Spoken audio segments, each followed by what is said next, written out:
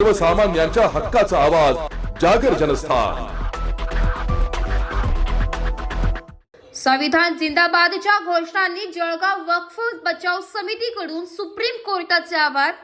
वक्फ कायदा 2025 विरोधात सुप्रीम कोर्टाने 2 कलमांवर तूर्त स्थगिती दिल्यानंतर आज जळगाव वक्फ बचाव समितीने संविधान जिंदाबादच्या घोषणांसह सुप्रीम कोर्टाचे आभार मानले।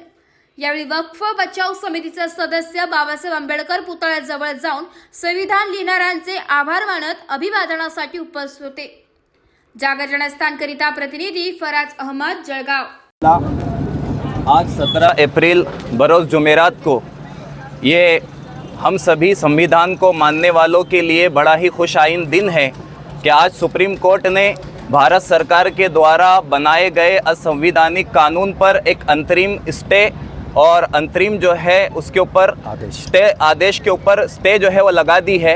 इसके शुक्राने के अंदर इसका शुक्रिया अदा करने के लिए आज हम जलगांव रेलवे स्टेशन बाबा साहब अम्बेडकर के पुतले के नीचे यहाँ पर जमा हुए हैं कि जैसा कि भारत सरकार ने अप्रैल के महीने की इब्तिदा में ये असंवैधानिक कानून पास किए थे, जिसके अंदर संविधान की जो आर्टिकल की दफ़ा 14 है, 25 है, 26 है, इसका क्लियर वायलेशन हो रहा था और मुसलमानों का जो वक्फ था, जो उनकी रिलीजिकल प्रॉपर्टी है, उसको एक तरीके से छीनने की हुकूमत की मंशा थी, हुकूमत की कोशिश थी।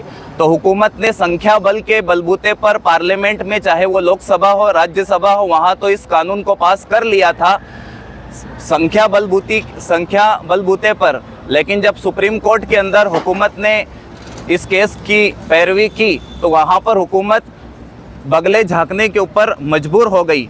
कल भी जो है वो चीफ जस्टिस ऑफ इंडिया ने हुकूमत के सॉलिसिटर जनरल से सवाल किया था कि जिस तरह मुसलमानों के वक्फ के अंदर तुम नॉन मुस्लिम मेंबरान को शामिल कर रहे हो, इसी तरह अगर दूसरे जो एंडोमेंट है, चाहे वो हमारे हिंदू भाई के एंडोमेंट हो, चाहे वो सिख एंडोमेंट हो, या फिर इसी तरह जैन एंडोमेंट हो, उनके अंदर भी आप नॉन हिंदू या नॉन सिख या नॉन जैन को दाखिल करोगे क्या? तो हुकूमत के जो सॉलिसिटर जनरल थे उनके पास इसका कोई जवाब नहीं बन रहा था। इसी तरह आज जो है हुकूमत ने उनसे तीखे सवाल किए, जिसके नतीजे में खुद सॉलिसिटर जनरल तुषार मेहता ने खुद अंडरटेकन करते हुए खुद जो है हुकूमत से ये कहा, सुप्रीम कोर्ट से ये कहा कि हम जो है 7 दिन का वक्त चाहते हैं और जब तक हम अपना हल्फनामा दाखिल नहीं कर देते, वक्फ बाय यूज़र उसका जो स्टेटस है उसके अंदर कोई तब्दीली नहीं लाई जाएंगी। इसी तरह जो सेंट्रल वक्फ बोर्ड है और स्टेट वक्फ बोर्ड है, इसके अंदर किसी भी नए मेंबरान की नियुक्ति नहीं की जाएंगी।